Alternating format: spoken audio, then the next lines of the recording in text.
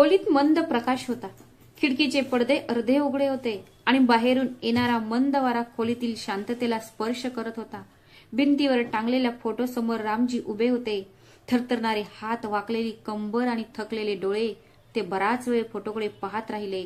फोटोमध्ये कांताजी हसत होत्या, अगदी आयुष्यभर जशा होत्या तशाच, शांत, सहनशील आणि खऱ्या मनाने सर्वांची काळजी घेणारी. रामजींनी कांतांच्या फोटोसमोर हात जोडले आणि हळू आवाजात म्हणाले, कांता, तू गेलीस, पण तुझ्या नसण्याने इथे माझे काय हाल झाले आहे हे तू पाहून थरथर कापली असती. तुझी मुले अजूनही तशीच आहेत, त्यांच्या बायकांचे गुलाम. त्या जे बोलतील तेच हे करतात. त्यांना त्यांचे वडील जगत आहेत की मरत आहेत याची कसलीही पर्वा नाही. कोणतीही विचारपूस नाही, कसलीही बातमी नाही, कसले प्रेम नाही. रामजींचा आवाज दाटून आला. डोळे ओले झाले होते आणि ओठही थरथरत होते. काही क्षण गप्प राहिले, पण त्याच्या डोळ्यातून अश्रू वाहू लागले. मग त्यांनी कसे तरी स्वतःला आवरले.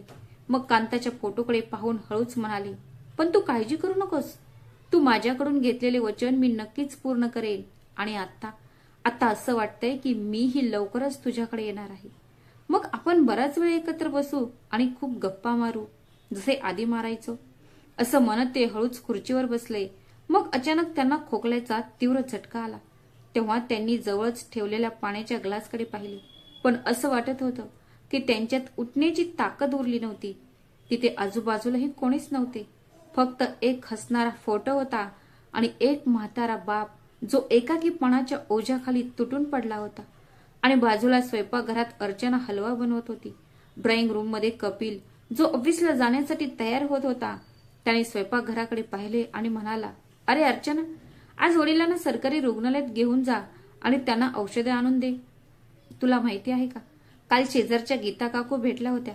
त्या म्हणत होती की तू तुझ्या वडिलांसाठी औषध का आणून देत नाहीस, ते सतत खोकत राहतात.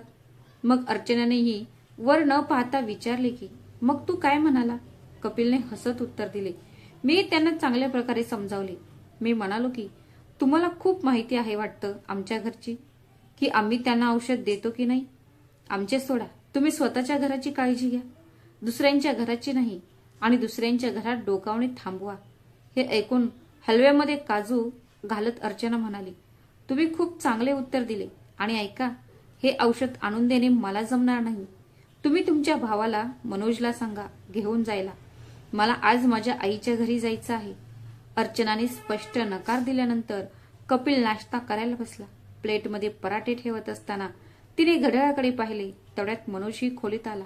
टाय जुळवत म्हणाला, वहिनी, मला लवकर चहा दे. आज ऑफिसमध्ये मीटिंग आहे आणि जर मी वेळेवर पोहोचलो नाही तर बॉसच्या तोंडून आज पुन्हा बोलणं ऐकावं लागेल.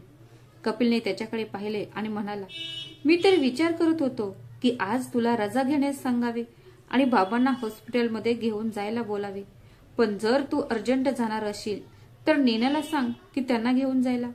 तेवढ्यात मागून नीनाचा आवाज आला, भैया, माझ्याकडून ही अपेक्षा करू नका. सरकारी रुग्णालयाचे नाव ऐकूनच मला मळमळ होते. त्यांचे बोलणे ऐकून कपिलने काहीही न बोलता चहाचा शेवटचा घोट घेतला आणि खुर्चीवरून उठताच रामजी, ज्यांनी रात्रीही नीट काही खाल्ले नव्हते, ते हळूहळू त्याच्या खोलीतून बाहेर आले आणि कपिलकडे पाहून हळू आवाजात म्हणाले, बाळा, खायला काही आहे का. सुनेला सांग मलाही काहीतरी खायला द्यायला. खूप भूक लागली आहे. त्यांच्या आवाजात थकवा नाही तर एक आशा होती. पण कपिल काही बोलण्यापूर्वीच अर्चना स्वयंपाकघरातून बोलली, बाबा, थोडा काही सुगंध येऊ लागला की तुम्हाला लगेच भूक लागते. कमाल आहे, एवढ्या म्हातारपणीही तुमची जीभ इतकी खादाडी कशी असू शकते. क्षणभर घरात शांतता पसरली. रामजी जागेवरच थांबले.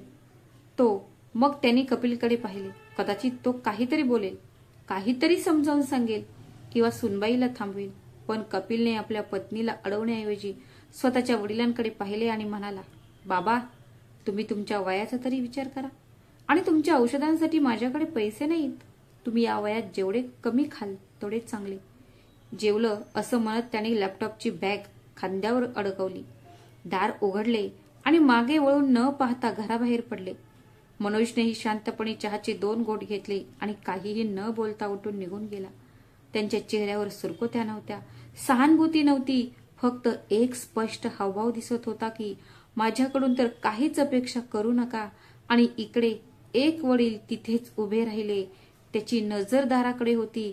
त्यांचा चेहरा पूर्णपणे उदास होता, पण त्यांचं हृदय त्या नात्याचा शोध घेत होते जे कदाचित या घरात कुठेही उरले नव्हते. त्याच क्षणी अर्चना स्वयंपाकघरातून बाहेर आली. तिच्या हातात एक प्लेट होती ज्यामध्ये 2 सुक्या जळालेल्या चपात्या आणि काल रात्रीची उरलेली डाळ होती. प्लेट देताना अर्चना म्हणाली, हे घ्या, काल रात्रीची उरलेली डाळ आणि चपात्या आहेत आणि त्या खराब झालेल्या नाहीत. ते तुम्ही खाऊन घ्या. आता मी तुमच्यासाठी तवा चढवणार नाही. असं म्हणत ती निघून गेली. हे सर्व ऐकून रामजींना आश्चर्य वाटले नाही, कारण हे सगळे आता त्यांच्या दैनंदिन जीवनाचा एक भाग बनले होते. अपमान, तिरस्कार आणि असभ्य वर्तन हेच आता त्यांचे जीवन झाले होते.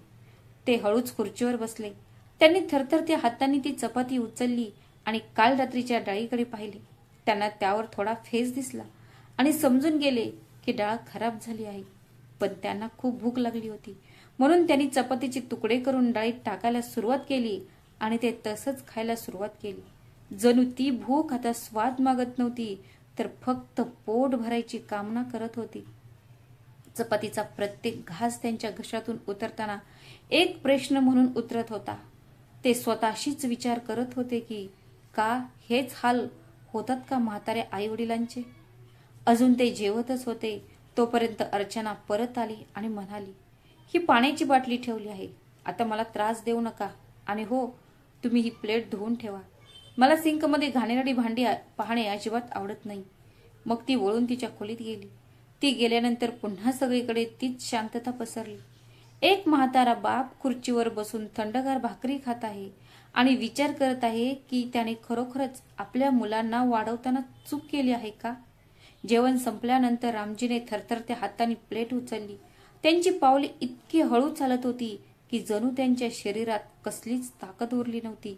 ते स्वयंपाकघरात गेले, प्लेट बेसिनमध्ये ठेवली आणि धुण्यास सुरुवात केली. पण आता त्यांच्या हातात पहिल्यासारखी पकड कुठे राहिली होती. त्यांच्या हातातून प्लेट वारंवार घसरत होती. तरी पण थरथरत्या हातांनी त्यांनी प्लेट आणि वाटी दोन्ही हळूहळू धुतले आणि काळजीपूर्वक एका बाजूला ठेवले. मग ते थकल्या पावलांनी हळूहळू त्यांच्या खोलीत परतले आणि त्यांच्या खुर्चीवर जाऊन बसले. खुर्चीवर बसताच त्यांनी एक दीर्घ श्वास घेतला. त्यांचे डोळे कुठेतरी दूर पाहत होते, पण त्यांच्या मनात फक्त एकच गोष्ट घुमत होती, मी शेवटी कशी कांताची शेवटची इच्छा पूर्ण करू. असा विचार करता करता त्यांचे डोळे जड झाले आणि त्याला स्वतःलाच कळले नाही की ते कधी झोपी गेले. मित्रांनो, तुम्ही कदाचित असा विचार करत असाल की असे कोणाच्याही बाबतीत घडत नाही, पण सत्य तर हे आहे की आपल्या आजूबाजूला, आपल्या समाजात असे हजारो वृद्ध पालक आहेत ज्यांची स्वतःची मुले त्यांना ओझे मानतात. एक अशी मोफत लॉटरी ज्याचे पैसे त्यांना त्यांच्या वडिलांच्या मृत्यूनंतरच मिळतील आणि या लोभापायी ते त्यांना स्वतःच्या पालकांना नोकरांपेक्षाही वाईट वागवतात. रामजींनी त्यांचे संपूर्ण आयुष्य त्यांच्या कुटुंबाची आणि मुलांची काळजी घेण्यात घालवले होते. त्यांनी त्यांच्या प्रत्येक इच्छा आणि प्रत्येक स्वप्नाचा त्याग केला, पण आज त्यांच्या दोन्ही मुलांचा त्यांच्याशी काहीही संबंध नव्हता. मोठी सून अर्चना, तिचे वर्तन तर तुम्ही पाहिलेच असेल, आणि धाकटी सून नीना, ती तर या घरात असूनही या घराचा भाग नव्हती. ती तिच्या खोलीतून कधी बाहेर येते, कधी जेवण बनवते आणि कधी परत जाते याची कोणालाही माहिती पडत नव्हती. सूर्य मावळण्याच्या बेतात होता. खिडकीतून येणाऱ्या सोनेरी किरणांनी खोली उजळून टाकली होती. भिंतीवर एक हलकीशी उदासीनता पसरली होती. घड्याळात 5:30 वाजले होते तेव्हा अचानक रामजींची झोप मोडली. त्यांनी डोळे उघडले आणि जणू काही त्यांच्या हृदयातून कोणीतरी उत्तर दिले आहे असे त्यांना वाटले. मग ते कांताजींच्या फोटोकडे पाहून हलकेसे स्मितहास्य करत म्हणाले, धन्यवाद कांता. जरी तू मला स्वप्नांच्या रूपात सांगितले असले तरी आता मला काय करायचं आहे ते सांगितल्याबद्दल धन्यवाद. मित्रांनो, ते स्वप्न काय होते? शेवटी कांताजींनी स्वप्नात तिच्या पतीला कोणता मार्ग दाखवला? चला जाणून घेऊया. दुसऱ्या दिवशी सकाळी खिडकीतून सूर्यप्रकाश आत येत होता, पण रामजींच्या खोलीत एक वेगळ्याच प्रकारची हालचाल सुरू होती. थकव्यासोबतच त्यांच्या डोळ्यात एक विचित्र चमकही होती. जणू काही त्यांच्या डोळ्यात आगीची तीव्र लाट आली होती, जसे एखादे मोठे ओझे उतरवण्याची वेळ झाली होती. त्यांनी फोन उचलला आणि एक नंबर डायल केला. तितक्यात पलीकडून हॅलो आवाज ऐकू आला. मग इकडून रामजी म्हणाले, हॅलो विनोद, बाळा, कृपया तू घरी येशील का? एक महत्वाचं काम आहे. त्यांच्या आवाजात गांभीर्य आणि आत्मीयता होती. विनोद हा त्यांच्या जुना मित्र लालजींचा मुलगा होता. त्याला हे लहानपणापासूनच ओळखत होते. रामजीने पहिल्यांदा मीनाला सांगितले होते की जर मला कोणी भेटायला आले तर त्यांना थेट माझ्या खोलीत घेऊन ये. मीना ही त्या घरात एक मोलकरीण होती, जी घर झाडणे, फरशी पुसणे आणि साफसफाई करायची. पण वृद्ध मालकांसाठी ती मुलीसारखी होती. दुपारची वेळ होती. मीना हॉलमध्ये धूळ साफ करत होती तेव्हा दाराची बेल वाजली. तिने दार उघडले तेव्हा तिला समोर कोट पॅन्ट घातलेला एक तरुण माणूस हातात कागदपत्रांची यादी घेऊन उभा दिसला. मीनाला पाहताच तो सभ्य स्वरात म्हणाला, मला रामजींना भेटायचे आहे. त्याला पाहताच मीनाला समजले आणि ती थेट त्याला रामजींकडे घेऊन गेली. रामजी बेडवर आराम करत होते. खोलीत पोहोचताच विनोदने त्यांचे पाय स्पर्श केले आणि म्हणाला, काका, तुम्ही ही काय अवस्था करून घेतली आहे? त्यांच्या आवाजात काळजी होती. काही नाही बाळा, फक्त वयाचा परिणाम आहे. रामजी हसत म्हणाले. मग मीनाकडे पाहून म्हणाले, धन्यवाद बाळा, आता तू जा आणि तुझे काम कर. मीना रामजींच्या खोलीतून बाहेर येताच हे सर्व पाहत असलेल्या नीनाने लगेच तिचा हात धरून तिला थांबवले. काय ग मीना, तू कोणाला सोडून आली आहे त्या म्हातारीच्या खोलीत? कोण आहे तो? नीनाने प्रश्नार्थक स्वरात विचारले. मग मीनाने तिचा हात सोडवत उत्तर दिले, अरे मला कसे कळेल की ते कोण आहेत? बाबूजी म्हणाले होते की जर कोणी त्यांना भेटायला आले तर त्यांना सरळ माझ्या खोलीत घेऊन यायचे, म्हणून मी नेऊन सोडले. हे ऐकून नीना म्हणाली, ठीक आहे, आता तू जास्त बोलू नको आणि तुझं काम कर. मीना निघून जाताच नीनाचा चेहरा फिक्का पडला. पण तिच्या मनात थोडीशी उत्सुकतेची लाट आली. कोण आहेत तिच्या सासरेच्या खोलीत आणि कशाबद्दल बोलायला आले आहेत? तिकडे आत विनोद खुर्चीवर बसला होता. रामजी म्हणाले, बाळा, तुझे कायदेशीर काम कसे चालले आहे? बरं चाललंय ना? विनोद आदराने म्हणाला, तुमच्या आशीर्वादामुळेच सगळं व्यवस्थित चाललंय. रामजींचा चेहरा अचानक गंभीर झाला. बाळा विनोद, मी तुला इथे एका खास कामासाठी बोलवले आहे. मला वाटते की आता माझी वेळ जवळ आली आहे आणि मला वाटते की तू माझ्या सर्व मालमत्तेसाठी एक मृत्यूपत्र तयार करावे. विनोदने कोणताही प्रश्न न विचारता होकार दिला. ठीक आहे, मला सांगा, तुम्हाला काय लिहायचे आहे तुमच्या मृत्यूपत्रात? हळूहळू पण स्पष्टपणे त्यांनी विनोदला सगळं समजावून सांगितलं. विनोदने त्यांच्या ब्रीफकेसमधून एक पेन आणि कागद काढले आणि लिहित गेला. रामजी प्रत्येक शब्द, प्रत्येक ओळ अतिशय काळजीपूर्वक बोलत होते, जणू काही ते त्यांची संपत्ती सोपवत आहेत. काही वेळाने विनोदने पेन थांबवला आणि मान वर करून म्हणाला, काका, तुम्हाला पूर्ण खात्री आहे का? मी तुम्हाला थेट एक वकील म्हणून नाही तर तुमच्या जुन्या मित्राचा मुलगा म्हणून सरळच विचारत आहे.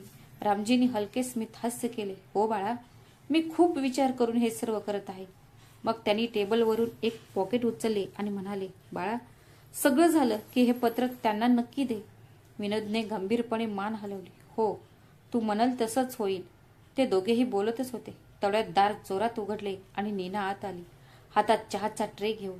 अरे बाबा, तुमचे पाहुणे आले आहेत आणि तुम्ही आम्हाला सांगितलेही नाही. चहा किंवा पाणी मागवले नाही. हा घ्या. चहा. रामजींना अचानक धक्का बसला. ही एकदम कशी आली?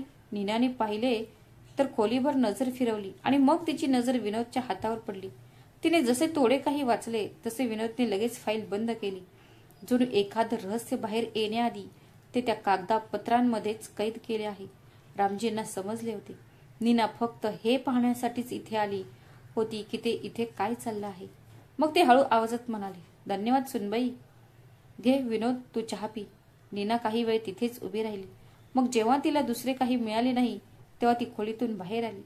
बाहेर पडताना तिच्या चेहऱ्यावर हलकेसे हास्य होते आणि चालण्यात एक विचित्र घाई होती, जणू काही तिला नुकतेच काही मोठे रहस्य समजले आहे. ती तिच्या खोलीत पोहोचताच तिने लगेच मनोजला फोन केला आणि घाबरून म्हणाली, तुला माहित आहे का, वडील त्यांचे मृत्यूपत्र लिहित आहेत आणि त्यात तुझे आणि भावाचे नाव आहे. हे ऐकून मनोजला धक्का बसला.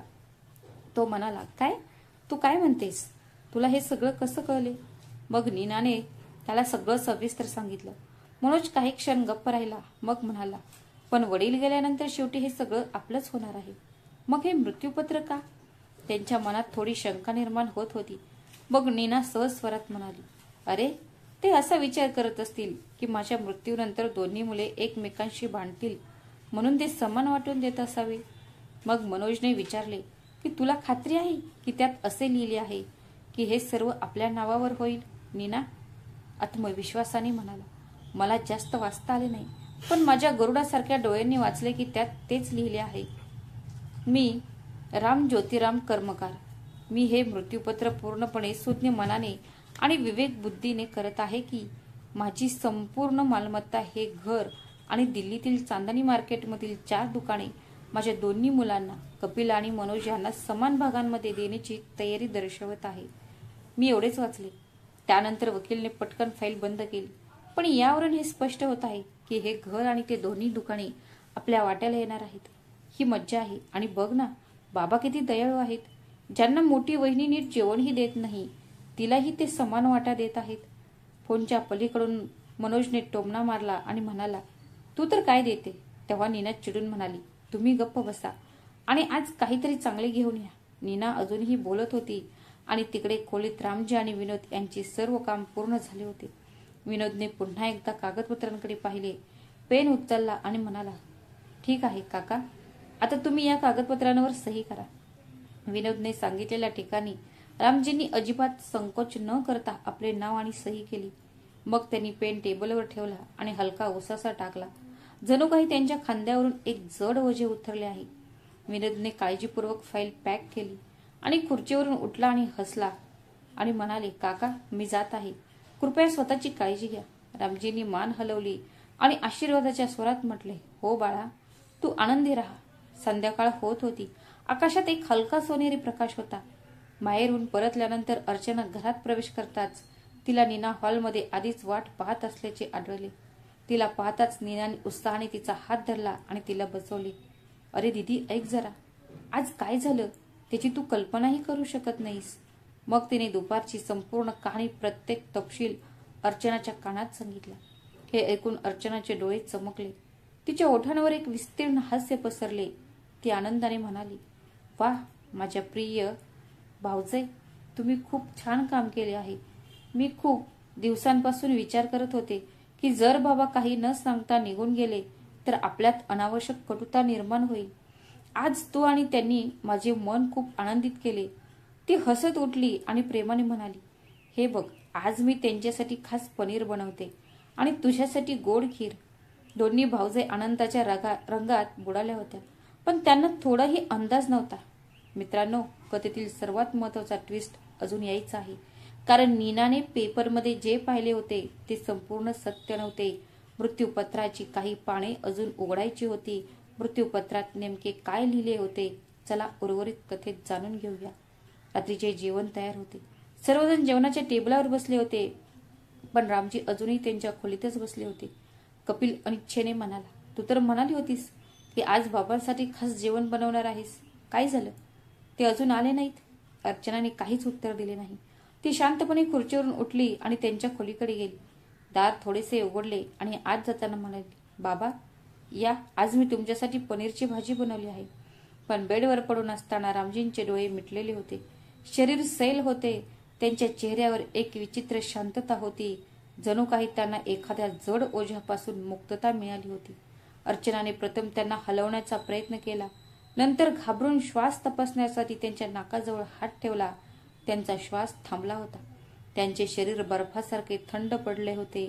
दुसऱ्याच क्षणी तिच्या किंचाळण्याने संपूर्ण घरातील शांतता भंगली. कपिल, मनोज, डायनिंग टेबलवर बसलेली नीना, मनोज आणि कपिल यांना तर त्या किंचाळणीने धक्का बसला आणि ते धावत खोलीकडे पळाले. काय झाले अर्चना? मनोजने धापा टाकत विचारले. अर्चनाचा आवाज आता मंद होता, पण त्यात एक खोल थरथर होती. बाबा आता राहिले नाहीत. काय म्हणतेस? कपिल अविश्वासाने उभा राहिला. मनोज वाकून वडिलांची नाडीत आणि श्वास तपासू लागला. मग खूप हळू बोलला, भैया, वहिनी बरोबर म्हणते. वडील आता राहिले नाहीत. त्यांच्या चेहऱ्यावर थोडीशी उदासीनता होती, पण कपिलच्या चेहऱ्यावर या बातमीचा काही परिणाम झाला नाही. त्याच्या चेहऱ्यावर दुःखाचा कसलाच भाव नव्हता. तेवढ्यात नीनाने थंड हास्य करत बाण सोडला. वा, आजच मृत्यूपत्रावर सही केली आणि आजच. मनोजने रागाने तिच्याकडे पाहिल्यावरती गप्प झाली. मग कपिल रागाने म्हणाला, आता मला ऑफिसमधून रजा घ्यावी लागेल. माझा पगार कापला जाईल आणि त्याशिवाय हा खर्च तो वेगळाच. मनोज मागे येऊन म्हणाला, भैया थोडी तरी लाज बाळगा. बाबांनी तुमच्यासाठी एवढी मोठी मालमत्ता सोडली आहे आणि तुम्ही. तू जास्त नको बोलू. कपिल रागात म्हणाला, तू कधी त्यांची काळजी घेतली? प्रत्येक गोष्टीवर तोंड मोडून निघून जायचा. त्यांनी मालमत्ता दिली आहे कारण तो आमचा हक्क आहे. जी खोलीत शांत होती ती अर्चना म्हणाली, थांब जरा. आता बाबा गेले आहे तर आपल्याला हे सर्व करावेच लागेल. आपल्याला सर्वांना कळवावे लागेल की वडील आता राहिले नाहीत. आणि हो नीना, थोडं रडण्याचं नाटकही कर. फक्त तुझ्या खोलीत बसून राहू नकोस. त्याच रात्री नातेवाईक आणि ओळखीच्या लोकांना कळवण्यात आले आणि 10 दिवसांच्या आत सर्व विधी करून अस्थि विसर्जन करण्यात आले. 11व्या दिवशी रविवार होता. कपिल आणि मनोज घरीच होते. तेव्हा नीना बाहेरून परतली. तिच्या हातात मोठमोठ्या बॅगा होत्या ज्यात खाण्यापिण्याचे सामान भरले होते. हे काय आहे? मनोजने आश्चर्याने विचारले. अरे, एवढ्या कोट्यावधी रुपयांच्या मालमत्तेचा मालक झालो आहोत, मग पार्टी तर झालीच पाहिजे. नीना हसत म्हणाली. त्याचवेळी अर्चनाही आतून आली. बरं झालं तू लवकर आलीस. कोणी पाहिलं तर नाही ना? नाहीतर अशी अफवा पसरली असती की वडिलांचे निधन होऊन 10 दिवसही झाले नाहीत आणि हे लोक पार्टी करत आहेत. अर्चनाच्या ऐकून नीना म्हणाली, नाही दीदी, कोणीच पाहिले नाही. आता चला आपण चौघे मिळून एकत्र पार्टी करूया. सर्वांनी होकार दिला. म्युझिक सिस्टीमवर मंद गतीने संगीत वाजू लागले. टेबलावर खाण्याच्या विविध पदार्थांची व्यवस्था करण्यात आली होती. हास्य, मजा आणि नाचत ते चौघेही त्यांचे ग्लास पेयाने भरू लागले. तेवढ्यात दारावरची बेल वाजली. नीनाने प्रथम आतून डोकावून पाहिले आणि ती आश्चर्यचकित झाली आणि म्हणाली, अरे, हे सगळं सामान लवकर लपवा. मग ती गेली आणि दार उघडले. चेहऱ्यावर बनावट निराशा घेऊन म्हणाली, अरे तुम्ही? या. आता कपिलने पटकन संगीत बंद केले. अर्चनाने पटकन खाण्यापिण्याचे सामान लपवले. मग विनोद दारातून आत आला आणि हळुवारपणे म्हणाला, मला तुमच्या वडिलांबद्दल कळले. मला वाटले की हे सर्व काम पूर्ण झाल्यानंतर तुम्हाला भेटू. कपिलने काहीही माहीत नसल्यासारखे भासवले आणि म्हणाला, हो सांगा, कोणत्या कामाबद्दल तुम्ही इथे आलात? विनोदने एक दीर्घ श्वास घेतला आणि म्हणाला, हे तुमच्या वडिलांचे मृत्यूपत्र आहे. त्यांनी जाण्यापूर्वी ते तयार केले होते जेणेकरून त्याच्या मालमत्तेबद्दल कोणताही गोंधळ होऊ नये. त्या चौघांचेही डोळे चमकले. जणू काही भुकेल्या लांडग्याला त्याची शिकार सापडली आहे. मनोज म्हणाला, या बसा. मग विनोद सोफ्यावर बसला आणि त्याच्या बॅगेतून काही कागदपत्रे काढली आणि टेबलावर ठेवली आणि म्हणाला, ही तुमच्या वडिलांची इच्छा आहे जी मी तुम्हाला वाचून दाखवतो. कपिल लगेच म्हणाला, नको, कशाला, काही हरकत नाही, आम्ही पाहून घेऊ. पण विनोदने मध्येच अडवून म्हटले, माझ्यासाठी ते वाचून दाखवणे खूप महत्वाचे आहे. तरच तुम्हाला समजेल की तुम्हाला पुढे काय करायचं आहे. चौघांनीही एकमेकांकडे पाहिले. मग मनोज म्हणाला, ठीक आहे, तुम्ही सांगा, आम्ही ऐकत आहोत. विनोदने इच्छापत्र उघडले आणि वाचायला सुरुवात केली. मी रामजी ज्योतिराम कर्माकर पूर्णपणे निरोगी मनाने आणि विवेकाने हे मृत्यूपत्र करत आहे की मी माझी संपूर्ण मालमत्ता हस्तांतरित करत आहे, ज्यामध्ये हे घर आणि दिल्लीतील चांदणी मार्केटमधील 4 दुकाने समाविष्ट आहेत. मी ते माझ्या दोन्ही मुलांना, कपिल आणि मनोजला समान वाटून देण्याची इच्छा व्यक्त करत आहे. एवढे ऐकताच चौघांचेही डोळे विस्फारले. पण माझ्या दोन्ही मुलांना माझ्या सर्व मालमत्तेचा वारसा मिळवण्यासाठी काही अटी पाळाव्या लागतील. अट क्रमांक 1, माझ्या दोन्ही मुलांपैकी कोणीही हे वडिलोपार्जित घर विकू शकणार नाही. अट क्रमांक 2, घर आणि दुकाने त्यांच्याकडेच राहतील जर त्या दोघांनी दरवर्षी त्यांच्या आईची पुण्यतिथी पूर्ण विधींनी साजरी केली आणि त्यावर किमान 20 गावकऱ्यांना जेवण द्यावी. अट क्रमांक 3, ही सर्व मालमत्ता त्यांच्या नावावर तेव्हाच असेल जेव्हा त्यांना राजस्थानमधील माझे मित्र श्री लालाजी यांची मान्यता मिळेल. लालाजी यांच्या स्वाक्षरी आणि मंजुरीनंतरच ही सर्व मालमत्ता माझ्या मुलांना हस्तांतरित केली जाईल. जर माझ्या मुलांना किंवा सुनांना 2 महिन्यात माझे मित्र लालाजींची मान्यता मिळाली नाही तर माझी ही सर्व मालमत्ता अनाथ मुलांच्या आणि वृद्धाश्रमाच्या नावी करण्यात यावी. हे ऐकून कपिलला राग आला. हे काय म्हणत आहात तुम्ही? मनोजही उठला आणि म्हणाला, हे खरे असू शकत नाही. बाबा आपल्याशी असं करणार नाहीत. आता आपल्याला आपल्या स्वतःच्या घरासाठी दुसऱ्याची परवानगी घ्यावी लागेल का? मग अर्चना आणि नीना एकत्र बोलल्या, कदाचित तुम्ही खोटे बोलत असाल. बाबांनी असे कोणतंच इच्छापत्र बनवले नसेल. विनोद शांत स्वरात म्हणाला, हे अगदी खरे आहे. तुमच्या वडिलांनी सर्व कागदपत्रांवर सही केली आहे. तुम्ही हे कोणत्याही प्रकारे नाकारू शकत नाही. मग नीना अचानक म्हणाली, जर आम्ही तुमच्याशी सहमत नसलो तर? तिचे म्हणणे ऐकून विनोद खंबीर स्वरात म्हणाला, मग तुम्हाला पुढच्या 5 दिवसात हे घर आणि सर्व काही सोडून जावे लागेल. तुमच्या वडिलांच्या नावावर नोंदणीकृत असलेल्या कोणत्याही वस्तू तुम्ही वापरू शकणार नाही. अर्चना अचानक सोफ्यावर बसली आणि तिने तिचे डोके तिच्या हातात धरून रडू लागली. अरे देवा, हे कसले दिवस आले आहेत? काय विचार केला होता आणि काय घडले? दोघेही मुले आणि सुना स्तब्ध झाले. खोलीत एक खोल शांतता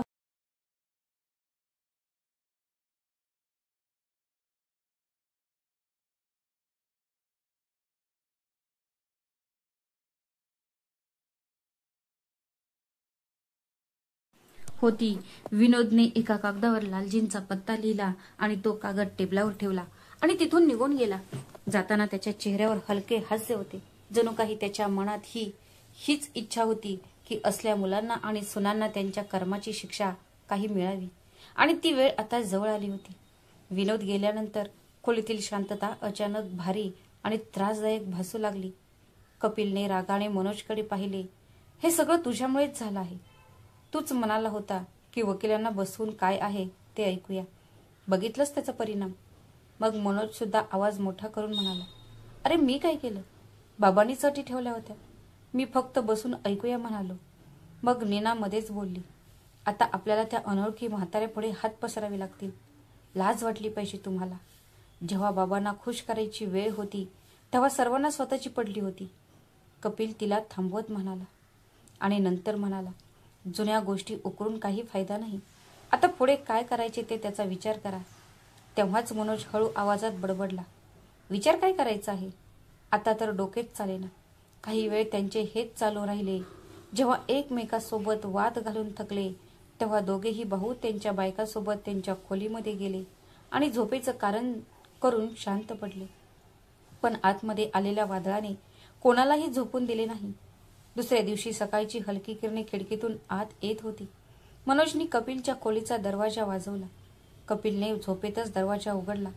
तेव्हा मनोज गंभीर आवाजात म्हणाला, भैया, आता दुसरा कोणताच रस्ता दिसत नाही.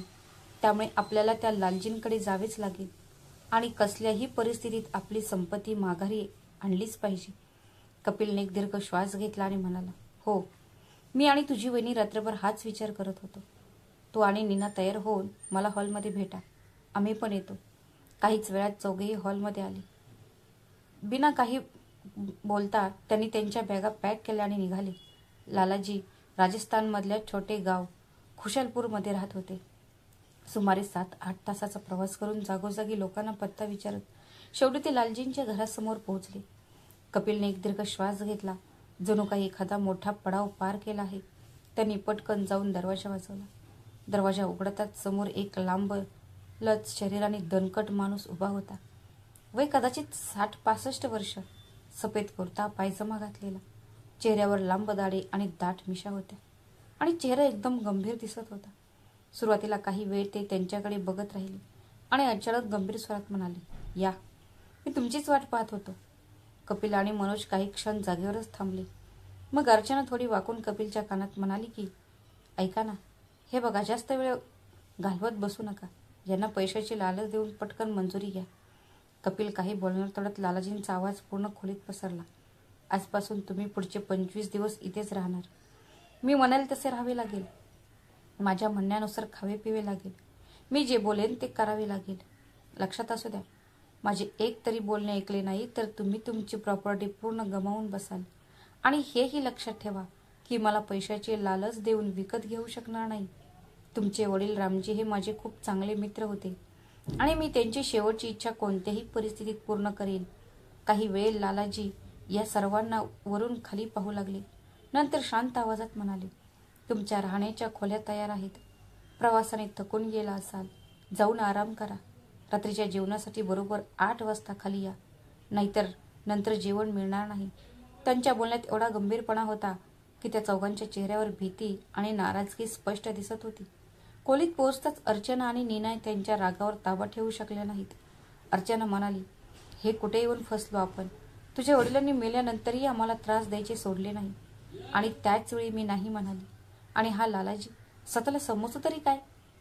चेहऱ्यावरून तर खूप खडूस आणि रागीट वाटत आहे. मग मनोजही बडबडला, ही कसली जबरदस्ती आहे. जणू काही आम्ही पाहुणे नसून कैदी आहोत. कपिल जो मान खाली करून त्यांचे बोलणे ऐकत होता तो म्हणाला की तुम्ही लोक जरा शांत राहा. खूप थकलेले आहे. थोडा आराम करू द्या. आणि बरोबर 8 वाजता उठवा. नाहीतर नंतर जेवण मिळणार नाही. पण मित्रांनो, कोणालाही कसलीही कल्पना नव्हती की येणाऱ्या 25 दिवसात काय होणार होते. आता असे काही होणार होते जे त्यांच्या डोक्याच्या पलीकडचे होते. रात्रीचे 8 वाजले होते. कपिल म्हणून आणि त्यांच्या बायका हळूहळू खाली येतात. स्वयंपाकघरात लालाजी एकटेच जेवण बनवत होते. ना एखादा नोकर, ना बायको, ना मूल. त्यांना पाहताच लालाजी म्हणाले, तुम्ही खाली बसा. मग मीना तोंड बनवत म्हणाली, का इथे डायनिंग टेबल नाही का? मी स्वतःवर वर बसून जेवण. सर्वांची नजर तिच्याकडे गेली. वातावरणात एक विचित्र शांतता पसरली. तेव्हा लालाजी थंड आवाजात म्हणाले, इथे खाली बसूनच जेवण करतात. इथे सोफा बिफा तसले काही नाही. आणि असता तरी तुला त्याच्यावर जेवायची अनुमती दिली नसती. जर काही अडचण वाटत असेल तर आता तुझ्या घरी जाऊ शकते. अर्चनाने लगेच मध्ये बोलत म्हटले की नको नको, आम्हाला काही अडचण नाही. आम्ही इथेच बसून जेवतो. सर्वजण खाली बसले. काही वेळाने लालाजींनी जेवणाची ताटे वाढली. एका वाटीत पाण्यासमान डाळ, एक कांदा आणि थंड जळालेली चपाती. हे पाहून कपिलच्या चेहऱ्याचा रंग उडाला. हे काय आहे? हे कसले जेवण आहे? मला नाही खायचे. मी बाहेर खाईल. तो रागात उभा राहिला. मनोज पण उभा राहिला आणि म्हणाला, तुम्ही आम्हाला काय समजलात? आम्ही काही भिकारी नाही जे असले जेवण खाऊ. लालाजी काहीही न बोलता तिथेच बसून राहिले आणि शांतपणे जेवण करू लागले. त्यांच्या ताटात ताज्या चपात्या आणि छान पनीरची भाजी होती. हे पाहून कपिलचा आणि मनोजचा राग आणखीनच वाढला. लालाजींनी शांत स्वरात म्हटले, जेवायचे असेल तर जेवा, नाहीतर घराचा दरवाजा उघडा आहे. जाऊ शकता. पण लक्षात असू द्या, माझ्या परवानगीशिवाय एक पाऊल घरी या घराच्या बाहेर टाकलात तर तुम्ही तुमच्या प्रॉपर्टीला पूर्ण गमावून बसाल. थोड्यात मीनाही म्हणाली, अहो तुम्ही हे तर बघा ना, यात डाळ कमी आणि पाणी जास्त आहे. अशी जळलेली रोटी कोण खाईल? लालाजी तिच्याकडे न पाहता म्हणाले, काही लोक खातात आणि जगतात सुद्धा. माझा एक मित्र होता दिल्लीमध्ये. बिचारा खूप फाटक्या नशिबाचा होता. त्याला 2 मुली आणि सुना असूनही त्याला दिवसभरातून एकदाही चांगले जेवण मिळत नव्हते. ते काही वेळ शांत बसले आणि म्हणाले, तुम्हा लोकांना खायचे असेल तर खा, नाहीतर झोपायला जावा. पण उद्या सकाळी ठीक 7 वाजता खाली या, नाहीतर धक्के मारून काढून टाकेन. कपिलला मात्र आता खूप राग आला होता. पण तो काहीच न बोलता वर निघून गेला. मनोज, अर्चना आणि नीना हे सुद्धा जाणारच होते. तेवढ्यात मागून लालाजींचा आवाज आला, 1 मिनिट. हे जे जेवण ठेवले आहे ते जर खाणार नसाल तर बाहेर जाऊन कुत्र्यांना घाऊ घाला. आणि हे ताट आणि ग्लास स्वच्छ धुवून ठेवा. मी झोपायला जात आहे. आतल्या आत मनोज स्वतःचे दात खात ते जेवण एका पिशवीत भरले आणि बाहेर निघून गेला. इकडे किचनमध्ये नीना भांडी धुवत जाऊबाईला म्हणाली की जाऊबाई, असं वाटतंय की आपल्याला सहजासहजी आपला हक्क देणार नाहीत. मला तर एवढी भूक लागली आहे. आणि तो म्हातारा एकटाच सगळं पनीर खाऊन बसला. मग अर्चना तिला दिलासा देऊन म्हणाली, तू काळजी करू नकोस. काही ना काही उपाय नक्कीच मिळेल. पण आज तर उपाशीच झोपावे लागेल. तेवढ्यात मनोजही तिथे आला आणि म्हणाला, मी ते जेवण बाहेर टाकून आलो आहे आणि आता मीही वर चाललो आहे. दादाचा मूड खराब आहे. त्यामुळे तुम्ही वर आल्यानंतर शांत राहण्याचा प्रयत्न करा. काही वेळानंतर अर्चना आणि नीना त्यांचे काम आवरून वर गेली. रात्र खूप झाली होती. जशी अर्चना आणि नीना खोलीत दाखल झाल्या, कपिलला राग अनावर झाला. तो ओरडून म्हणाला, ही सगळी तुझी चूक आहे. जर तू बाबांना चांगल्या प्रकारे जेवण दिले असते आणि त्यांची काळजी घेतली असती तर आज हे आपल्यासोबत झाले नसते. पूर्ण दिवसात आपण काही खाल्लेही नाही आणि आत्ताही रात्र. मग अर्चना सुद्धा नटक्या स्वरात म्हणाली की अरे वा, सगळ्या चुकांचे खापर आता माझ्या डोक्यावर फोडायला लागला आहे. कधी स्वतःने स्वतःच्या वडिलांची इज्जत केली होती का? कधी त्यांच्या तब्येतीची विचारपूस केली असती तर आज हा दिवस आला नसता. मोठे आले मला समजवायला. मनोज आणि नीना त्याच्याकडे फक्त पाहत होते, पण मध्ये कोणाचीही बोलायची हिंमत होत नव्हती. मग मनोज थोडी हिंमत करून हळूच म्हणाला, दादा, आता या सगळ्याबद्दल भांडून काहीच फायदा होणार नाही. आपल्याला आता झोपायला हवे. सकाळी 7 वाजता तयार होऊन खाली पोहोचायचे आहे. माहीत नाही उद्या कोणता डोंगर आपल्यावर कोसळेल. कपिलनेही होकार दिला आणि शांतपणे झोपी गेला. अर्चनाही तोंड वाकडे करून नीनासोबत झोपायला गेली. मनोज आणि नीना दोघांनीही एक दीर्घ श्वास घेतला आणि चादर ओढून झोपी गेले. दुसऱ्या दिवशी सकाळी सूर्य उगवला होता. चौघेही सकाळी 7 वाजता तयार होऊन खाली येत होते. लालाजी आधीच खुर्चीवर बसले होते. त्यांना येताना पाहून ते म्हणाले, अरे वा, तुम्ही चौघे वेळेवर तयार आहात. जर तुम्ही आधीच इतके आज्ञाधारक असता तर आज तुम्हाला हा दिवस पाहावा लागला नसता. चौघांनीही लाजेने डोळे खाली केले. लालाजी म्हणाले, बरं, आपण थेट या विषयावर बोलूया. तुम्हाला माहिती आहे ना, माझ्या परवानगीशिवाय तुम्हाला तुमच्या वडिलांची मालमत्ता मिळणार नाही आणि मी तुम्हाला ती मंजूर करेन. पण त्याआधी तुम्हाला 2 कामे पूर्ण करावी लागतील, जी मी तुम्हाला देईन. जर तुम्ही ही कामे चोरी किंवा फेरफार न करता पूर्ण केली तर मी तुम्हाला तुमची मालमत्ता आनंदाने देईन. पण जर मला थोडीशी शंका आली की तुम्ही त्यात काही बेईमान केली आहे किंवा मला न विचारता दुसरे काहीतरी करण्याचा प्रयत्न केला आहे तर समजून घ्या, ती संपूर्ण मालमत्ता ट्रस्टकडे हस्तांतरित केली जाईल. मग कपिल आणि मनोज आश्चर्याने म्हणाले, पण संपूर्ण मालमत्तेत आमचे वेगवेगळे हिस्से आहेत. मग लालाजींनी त्यांना मध्येच थांबवून म्हणाले, जरी वाटा वेगळा असला तरी भाऊ तर एकच आहे ना. जर तुमच्यापैकी तुम्ही किंवा तुमच्या पत्नींपैकी कोणीही अपयशी ठरला तर कोणालाही त्याचा वाटा मिळणार नाही. समजले ना? चौघांच्याही चेहऱ्यावर घाम येऊ लागला. त्यांची अंतरात्मा ओरडत होती, पण लालाजींनी सांगितलेल्या प्रत्येक गोष्टीचे पालन करण्याशिवाय त्यांच्याकडे दुसरा कोणताच पर्याय नव्हता. लालाजी गंभीर स्वरात म्हणाले, तर हे तुमची पहिली परीक्षा आता सुरू होत आहे. लालाजींनी घसा साफ केला आणि म्हणाले, इथून सुमारे 10 किलोमीटर अंतरावर देवकी नावाचे एक वृद्धाश्रम आहे. मी त्यांना तुमच्या आगमनाची माहिती दिली आहे. आजपासून 13 तारखेपर्यंत म्हणजे 21 दिवसांसाठी तुम्ही तिथे काम कराल. तुम्ही तिथल्या वृद्ध पालकांची सेवा कराल आणि त्यांची काळजी घ्याल. त्यांना अंघोळ घालाल, त्यांना खायला घालाल. कोणतीही तक्रार न करता किंवा कसलीही कामचोरी न करता तुम्ही हे सर्व काही कराल.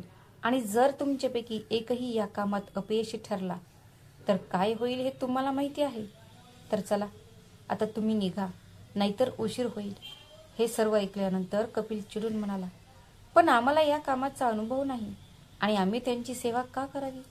आम्ही तुमचे सेवक आहोत, तुमची सेवा करू शकतो. मग मनोजही म्हणाला, तुम्ही काहीही सांगा, आम्ही ते तुमच्यासाठी करू शकतो. पण तिथे जाऊन 21 दिवस राहणे खूप कठीण होईल. असे करू नका. अर्चना आणि नीना शांतपणे उभे राहिले. लालाजी थंड आवाजात म्हणाले, देवाची कृपा आहे, मला कोणाच्याही सेवेची गरज नाही. मी स्वतः सर्व काही करू शकतो. आणि मी कधी म्हटलं की तुमच्याकडे पर्याय आहे. तुम्हाला तुमची मालमत्ता हवी आहे ना, तर जा, मी सांगतो ते करा आणि मग घेऊन जा तुमची मालमत्ता. दोन्ही भाऊ आणखी काही बोलू शकले नाहीत. ते त्यांच्या पत्नीसह शांतपणे घराबाहेर पळू लागले. मग नीना म्हणाली, आपले सामान तर घ्या. तेव्हा लालाजी म्हणाले, सामान घेऊन जाण्याची काही गरज नाही, तिथे तुम्हाला सगळं मिळेल. आता लवकर जा. जर तुम्हाला तिथे प्रवेश मिळाला नाही तर तुम्ही गरीब असण्यासोबतच बेघरही व्हाल. हे ऐकून ते चौघेही घाबरले आणि घाईघाईने ते एकाच ऑटो रिक्षात बसले आणि धूळ उडवत देवकी आश्रमाकडे निघाले. थोड्याच वेळात कपिल आणि मनोज त्यांच्या पत्नीसह देवकी आश्रमात पोहोचले.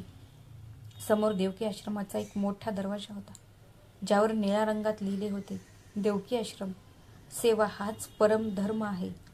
आता पाऊल ठेवतात सौम्य सूर्यप्रकाश, पिंपळाच्या झाडाची सावली आणि दूरवरून येणाऱ्या भजनांच्या आवाजामुळे वातावरण आणखी शांत झाले. एका बाजूला वयस्कर महिला बसली होती, जी पांढऱ्या कपड्यांमध्ये एक स्वेटर विणत होती. तर दुसऱ्या बाजूला अंगणात काही वृद्ध पुरुष बसून आपापसात गप्पा मारत होते आणि काही कॅरम खेळत होते. कोपऱ्यात एक वृद्ध महिला तुळशीजवळ दिवा लावत होती. ते चौघेही संकोचून पुढे गेले आणि एका वृद्धाला विचारले, भाऊ, स्टाफरूम कुठे आहे? तो वयस्कर व्यक्ती हसत काठीने इशारा करत म्हणाला, तिकडे उजवीकडे, जिथे खिडकीवर निळा पडदा आहे. हे ऐकून तो सरळ त्या दिशेने गेला. स्टाफरूममध्ये प्रवेश करताच त्यांना सपना भेटली, जी तिथे मॅनेजर म्हणून काम करत होती आणि संपूर्ण स्टाफ सांभाळत होती. त्यांना पाहताच ती म्हणाली, इकडे या. लालाजींनी मला सांगितले होते की तुम्ही लोक येत आहात. तिने वेळ न घालवता त्या चौघांना त्यांचे काम सांगितले.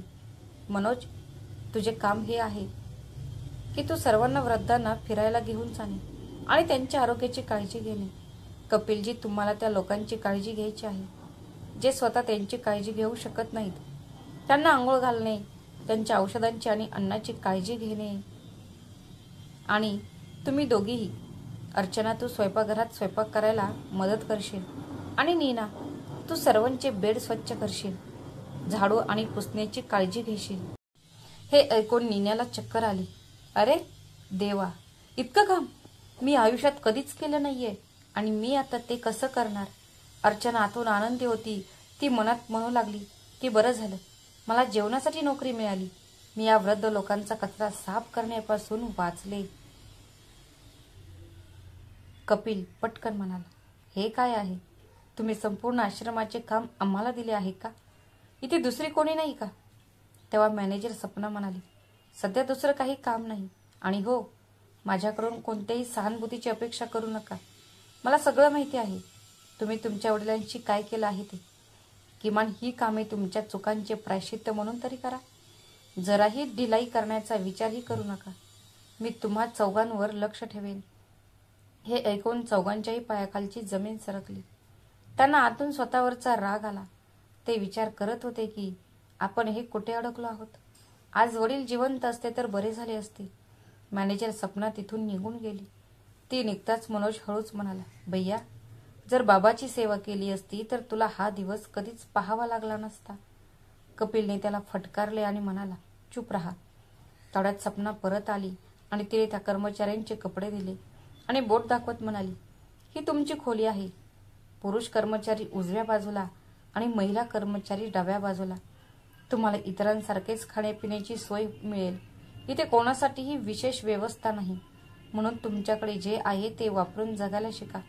मग अर्चना हळू आवाजात म्हणाली, आम्ही सकाळी नाश्ता करू शकलो नाही. मग आता कधी मिळणार? सपनाने थंड चेहरा आणि बाजूला पाहून उत्तर दिले, मग ही माझी चूक आहे का? नाश्ता दररोज सकाळी 6 वाजता दिला जातो. जर तुम्ही लवकर आलात तर तुम्हाला मिळेल, नाहीतर तेही मिळणार नाही. मनोज कपाळावर हात मारत म्हणाला, वाह, खूप छान. जाताना सपना पुन्हा थांबली आणि म्हणाली, आणि हो, जाण्यापूर्वी तुझा फोन आणि पाकिट इथे जमा करून जावा. कपिलने आश्चर्याने विचारले, फोन पाकिट? आता ते कशाला? हे वृद्धाश्रम आहे की तुरुंग?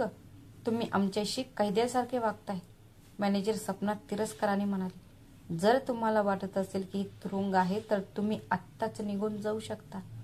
मी तुम्हाला थांबवणार नाही. आणि पर्स आणि फोन यासाठी की जेणेकरून तुम्ही बाहेर जाऊन काहीही खाऊ किंवा पिऊ नये, समजलं? कपिल अचानक थांबला. त्याच्या डोळ्यात काही जुन्या आठवणी चमकल्यासारखे वाटले.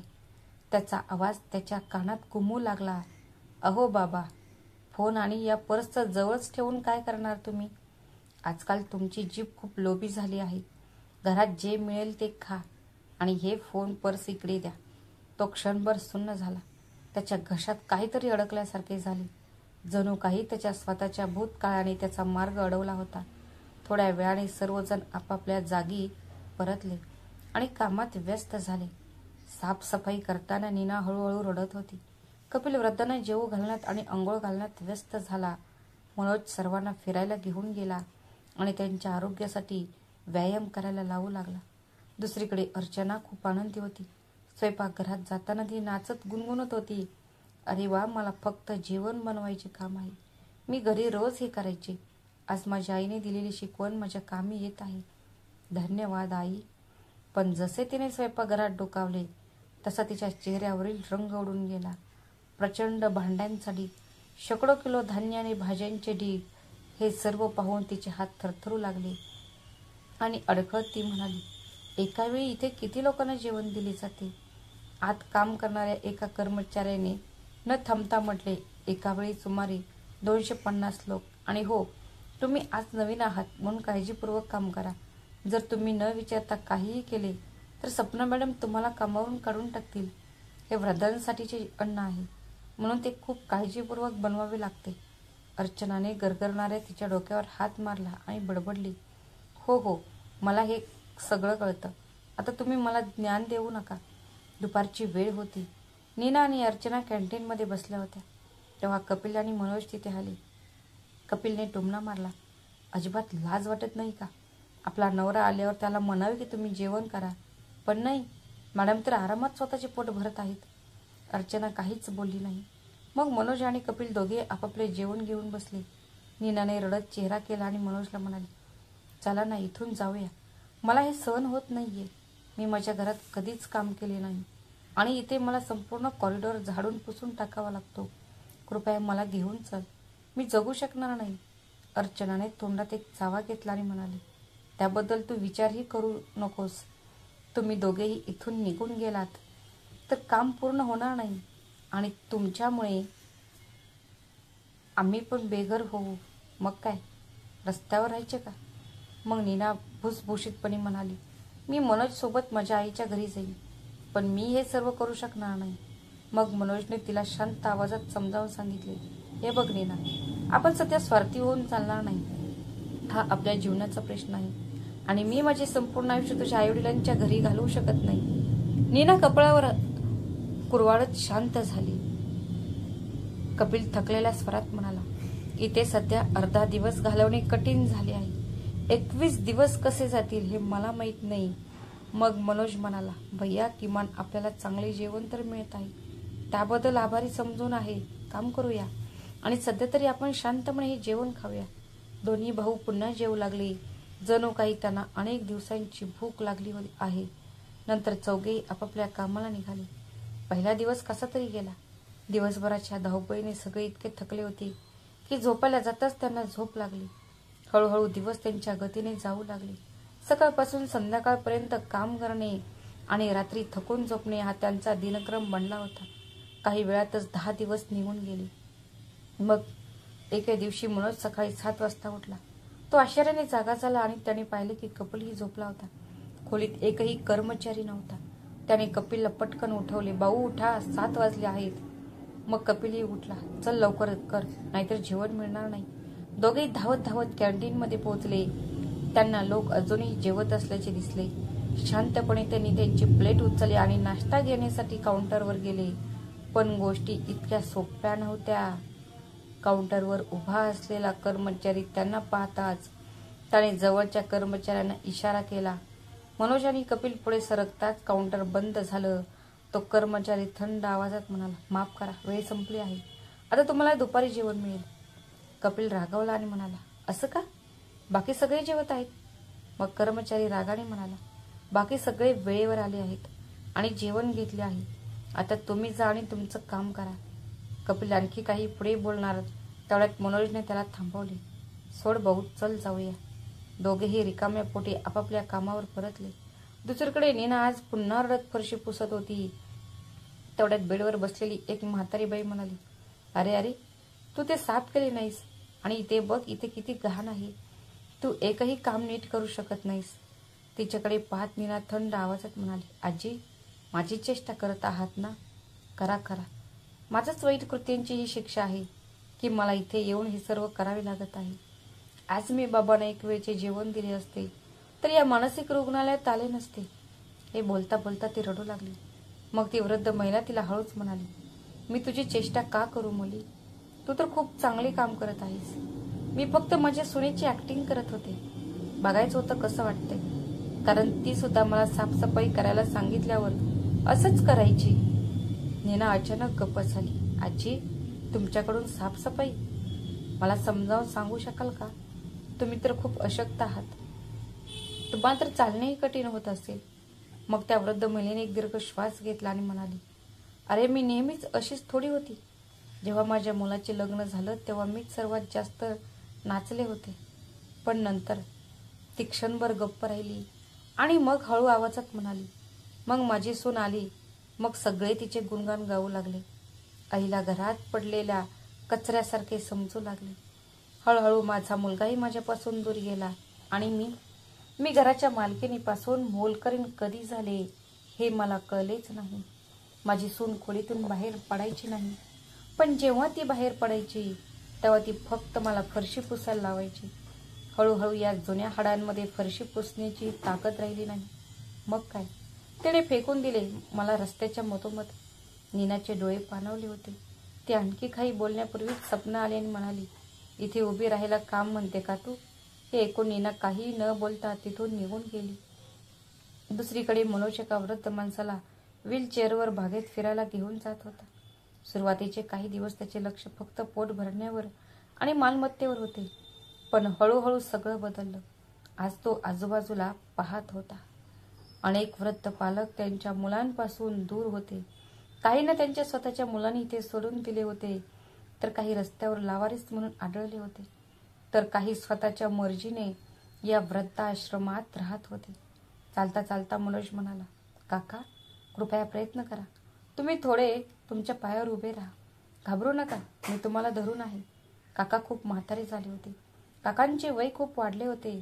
सर्वांच्या म्हणण्यानुसार ते या आश्रमात सुमारे 10 वर्षांपासून राहत होते. मनोजने त्यांचा हात धरला. त्यांना हळू पावलांनी पुढे नेले आणि विचारले, काका, तुम्ही 10 वर्षापासून या आश्रमात राहत आहात का? काका खोल मंद आवाजात म्हणाले, 10 वर्षे नाही रे वेड्या. माझा मुलगा सांगून गेला आहे की तो लवकरच परत येईल. मी त्याचीच वाट पाहत आहे. तो लवकरच येणार आहे. मनोजची पावले थांबली. तुमचा मुलगा तुम्हाला इथे सोडून गेला आहे का? तर तो कधी येईल? काकांच्या डोळ्यात एक चमक होती. तो येत असेल. कोणत्या तरी कामात अडकला असावा. माझा मुलगा खूप मोठा अधिकारी झाला आहे. तो एका मोठ्या इंग्रजी कंपनीत काम करतो. फक्त एकदा त्याला पाहिले का मग मी या शरीरातून मुक्त होईन. हे सांगताना त्यांच्या डोळ्यातून अश्रू वाहू लागले. त्याची चाल खूप हळू होती. मनोजने त्यांना घट्ट धरले होते. त्यांचे शरीर इतके कमकुवत होते की ते कधीही त्यांचे प्राण सोडतील. पण त्यांच्या मुलाला पाहण्याची शेवटची आशा त्यांना जिवंत ठेवत होती. मनोजने त्यांना पुन्हा खुर्चीवर बसवले, खोलीत घेऊन गेले आणि बेडवर झोपवले. मग एका कर्मचाऱ्याला विचारले, अरे, तू म्हणत होतास की काका 10 वर्षापासून इथे आहेत, पण ते म्हणतात की त्यांचा मुलगा नुकताच सोडून गेला आहे. त्या कर्मचाऱ्याने एक दीर्घ श्वास घेतला आणि म्हणाला, मनोज दादा, काकांना वाटतंय की आता 2015 सुरू आहे. त्यांचा मुलगा 2015 मध्ये त्यांना इथे सोडून गेला होता आणि परत कधीच आला नाही. तेव्हापासून काका या आशेवर जगत आहेत की एक दिवशी त्यांचा मुलगा येईल आणि त्यांना इथून घेऊन जाईल. मनोजला त्यांची वाकलेली पाठ, कमकुवत शरीर आणि थरथरणारे बोलणे ऐकताच त्याला त्याचे वडील रामजी यांची आठवण आली.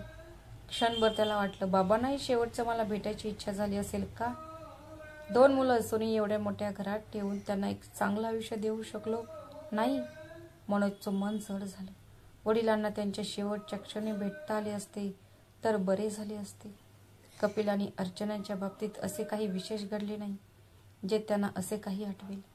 ते फक्त त्यांचे काम करत आहेत जेणेकरून त्यांना त्यांचा वाटा मिळेल. दरम्यान नीना आणि मनोज रात्री झोपू शकले नाहीत. त्यांच्या मनात पुन्हा पुन्हा तेच तेच विचार येत होते. वडिलांचा चेहरा, त्याच्या एकाकीपणाचे ते फोटो. थोड्या वेळाने मनोज झोपण्याच्या खोलीतून बाहेर आला. तेव्हा त्याला दिसले की नीना ही बाहेर उभी होती. नीना, तू इथे उभा आहेस, इथे काय करतेस? मनोजने नीनाला विचारले. नीनाने डोळे खाली केले आणि म्हणाली, काही नाही, मला झोप येत नाही. चल बागेत फिरायला जाऊया. दोघेही हळूहळू बागेकडे चालू लागले. रात्रीची थंड वारा त्यांच्या चेहऱ्यांना स्पर्श करत होती, पण त्यांच्या मनात एक जडपणा होता. चालत असताना नीना शांतपणे मनोजचा हात धरून हळू आवाजात म्हणाली, आज त्या म्हाताऱ्या बाईचे बोलणे ऐकल्यानंतर असं वाटलं की कोणीतरी माझं हृदय मुठीत दाबलं आहे. मनोज, आपण खरंच बाबांशी असे वागून खूप मोठी चूक केली आहे का? मला कळलंच नाही. मी कधी इतकी स्वार्थी झाले.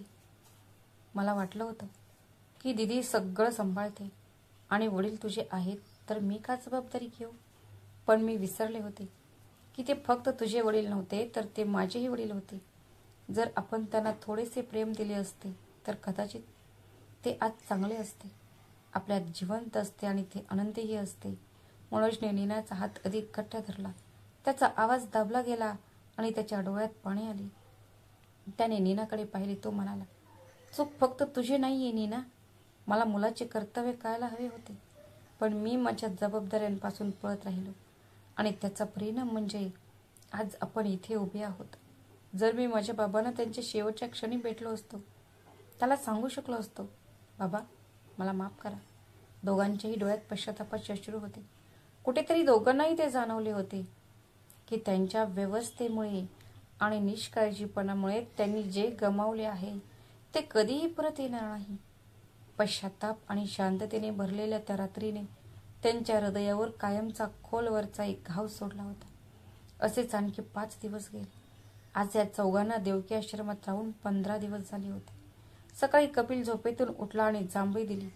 तो हळू कुरकुरला, फक्त 6 दिवस बाकी, मग मी या नरकातून मुक्त होईल. अर्चनाच्या मनातही कुठेतरी हाच विचार चालू होता की हे 21 दिवस कधी लवकर संपतील आणि मी माझ्या जुन्या आयुष्यात परत जाईल. सकाळचे 10 वाजले होते. अर्चना स्वयंपाकघरात कांदे कापत होती, पण आज ती तिचे काम लवकर संपवून एका कोपऱ्यात बसली. मग तिला सपनाने पाहिले आणि म्हणाली, तुम्ही का रिकामे बसला आहात? जा आणि महाराजांना मदत करा. अर्चना अनिच्छेने स्वयंपाकघरात पोहोचली, जिथे एक वृद्ध आई तांदूळ साफ करत होती. अर्चनाची नजर त्या बाईच्या जळलेल्या हातांवर पडली. तिला राहवलं नाही म्हणून तिने विचारले की, आजी हे कसे झाले? तेव्हा त्या आजीने सांगायचे टाळले आणि म्हणाली, काय नाही, तेल उडाले होते हातावर. अर्चनाचा यावर विश्वासच बसत नव्हता. दुसऱ्या दिवशी तिला तीच आई अंगणात बसलेली दिसली. अर्चनाने जवळ जाऊन पुन्हा विचारले, काय झालं आजी? मग त्या आजीने तिच्याकडे पाहिले तेव्हा तिला तिच्या डोळ्यात आपुलकी दिसली. मग ती हळू आवाजात म्हणाली, मुली, एके दिवशी सुनबाई तिच्या मैत्रिणींसोबत घरी आली. मला चहा बनवायला सांगितला, पण जेव्हा मी चहा बनवला तेव्हा चुकून मी त्यात जास्त साखर झाली आणि मग रागाच्या भरात तिने तो गरम चहा माझ्या हातावर ओतला. तिचे शब्द ऐकून अर्चनाच्या मनात एक वादळ उठले. म्हातारी आईचे शब्द तिच्या हृदयात बाणासारखे घुसले. त्याच क्षणी तिच्या डोळ्यासमोर तिच्या सासूचा चेहरा आला. कधी ती पण न विचार करता तिच्या सासूशी कठोरपणे वागली होती. बऱ्याच वेळा कठोर शब्दांनी तिचा अपमान केला होता. त्या क्षणी अर्चनाच्या डोळ्यातून अश्रू वाहू लागले. आजी, कधी कधी आपण आपल्या रागात आणि अहंकारात विसरून जातो की समोरची व्यक्ती काय अनुभवत असेल. दुसरीकडे कपिल आज देवकी आश्रमाच्या बाथरूममध्ये ड्युटीवर होता. त्याच्या समोर एक बारीक म्हातारा माणूस उभा होता. त्याचे हात थरथरत होते आणि तो भिंतींचा आधार घेत उभा होता. कपिल म्हणाला, बाबा हात वर करा, मी तुमचे कपडे काढतो. बाबांनी हळू आवाजात उत्तर दिले, बाळा, मी स्वतःहून हात वर करू शकत नाही. मी जास्त वेळ उभाही राहू शकत नाही. जसं त्याने बाबांच्या खांद्याला आधार दिला, त्याच्या मनात अचानक भूतकाळातील एक जुने चित्र उभे राहिले. हिवाळ्याची ती थंड सकाळ होती. अंगणात सूर्य हलका मावळत होता आणि त्याचे वडील रामजी दारात बसले होते. डोळ्यात संकोच आणि चेहऱ्यावर थोडासा थकवा घेऊन ते हळुवारपणे म्हणाले, बाळा, मी खूप दिवसांपासून आंघोळ केलेली नाही. माझ्या शरीरातून दुर्गंधी येत आहे. आज रविवार आहे, तू सुट्टीवर आहेस, मला तू आंघोळ घालशील का? कपिलने वर्तमानपत्राची पाने उलटणे थांबवले.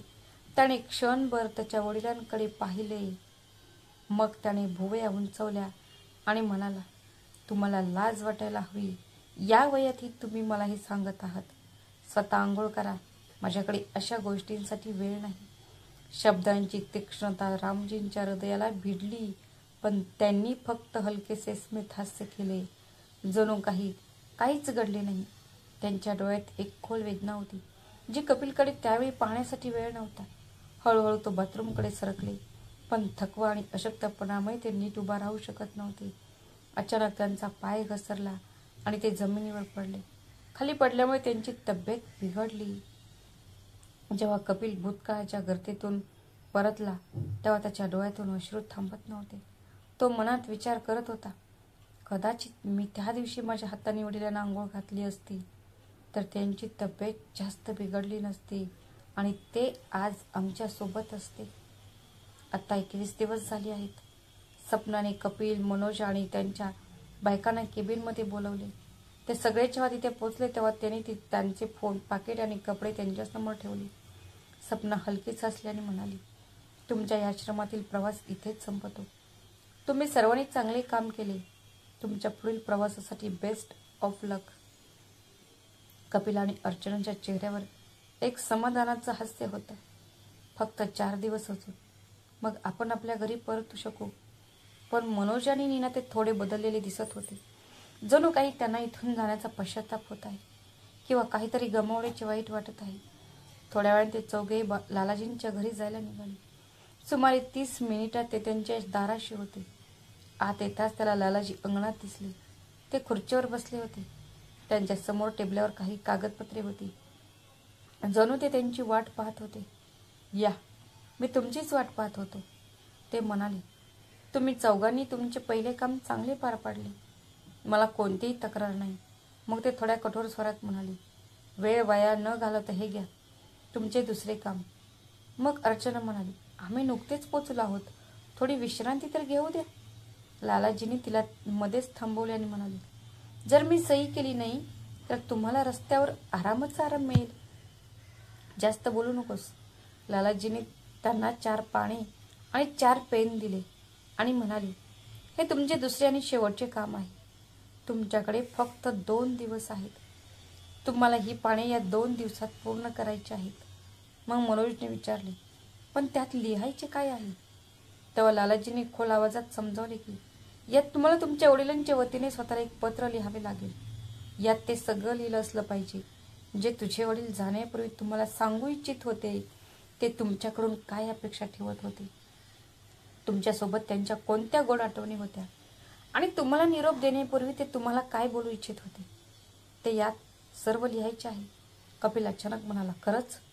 जर आम्ही हे पान भरून आणले तर तुम्ही आम्हाला आमची मालमत्ता परत द्याल? लालाजी गंभीरपणे म्हणाले, हो नक्कीच. जर तुम्ही हे काम 2 दिवसात पूर्ण केले तर तुम्ही माझ्या परवानगीने तुमच्या घरी जाऊ शकता. पण जर तुमच्यापैकी एकानेही हे पान भरले नाही तर कोणालाही काहीही मिळणार नाही. आणि हो, असे समजू नका की तुम्ही खोट्या गोष्टी लिहाल आणि मी त्यावर विश्वास ठेवेन. मला सर्व काही माहीत आहे, कोण किती खोल पाण्यात आहे. आता जा इथून. मग चौघेही स्वतःचे पेन आणि पाने घेऊन खोलीत पोहोचले. अर्चना खोलीत पोहोचताच आरामात झोपली आणि फोन वापरायला लागली. नीना आणि मनोज अजूनही या नवीन कामाच्या विचारात गुंतलेले होते. कपिल येताच तो फोनवर कोणाशी तरी बोलू लागला. पण मग मनोज म्हणाला, वहिनी, मला वाटतं आपण आत्ताच हे पत्र लिहिण्यावर लक्ष केंद्रित केलं पाहिजे. अर्चनाने झोपेतच उत्तर दिलं, अरे भाऊजी, काळजी करू नका. अजून 2 दिवस बाकी आहेत. एक पत्र लिहिण्यात काय अडचण आहे? ते 10 मिनिटात होईल. कपिल मागून म्हणाला, जर ते 10 मिनिटात होत असेल तर का नाही ते आपण आत्ताच लिहून टाकू आणि इथून लवकर निघून जाऊ. अर्चनाही सहमत झाली. अरे हो, मी तर हा विचार केलाच नव्हता. चला लिहूया. आणि मग चौघेही काळजीपूर्वक पत्र लिहायला बसले. जवळजवळ 8 तास उलटून गेले होते. भूक, तहान, मारामारी, नाटक सगळं मागे पडल्यासारखं वाटत होतं. चौघांच्याही समोर पेन आणि कागद पडला होता, पण त्यांच्यापैकी आतापर्यंत कोणीही त्यात एक शब्द लिहू शकले नव्हते. कपिल ज्याला आतल्या आत जाणवत होते की तो त्याच्या वडिलांशी ज्या पद्धतीने वागला ते योग्य नव्हते, तो कागदाकडे पाहत राहिला. तो विचार करत होता, मी माझ्या वडिलांच्या जागी येऊन स्वतःला पत्र लिहित आहे, पण मी का लिहू शकत नाही? मला काहीच का आठवत नाही? त्यांना आठवत असेल का की शेवटच्या क्षणी मी त्यांच्याशी कसे वागलो होतो? त्याने धाडस एकवटले आणि लिहायला सुरुवात केली. माझा प्रिय मुलगा कपिल. पण पुढे काही लिहिण्याची त्यांची हिंमत नव्हती. त्यांचे हात थांबले. त्याचे डोळे अश्रूंनी भरले आणि मग कागदावरती अश्रू येऊ लागले. काही क्षणातच तो ढसाढसा रडू लागला. मनोज, नीना आणि अर्चनानेही त्याच्याकडे पाहिले. अर्चना घाबरलेल्या आवाजात म्हणाली, अरे तुला काय झाले? तू का रडत आहेस? पण कपिल रडणे थांबवत नव्हता. मनोज आणि नीनाचेही डोळे भावनेने भरले होते. कपिलच्या आत काय चालले आहे हे त्यांना समजले होते. असे काहीतरी जे अर्चनाला आतापर्यंत समजले नव्हते, परंतु दोघांनाही ते खूप आधीच कळले होते. कपिलने एक दीर्घ श्वास घेतला आणि म्हणाला, अर्चना, आम्ही बाबांशी अजिबात चांगले वागलो नाही.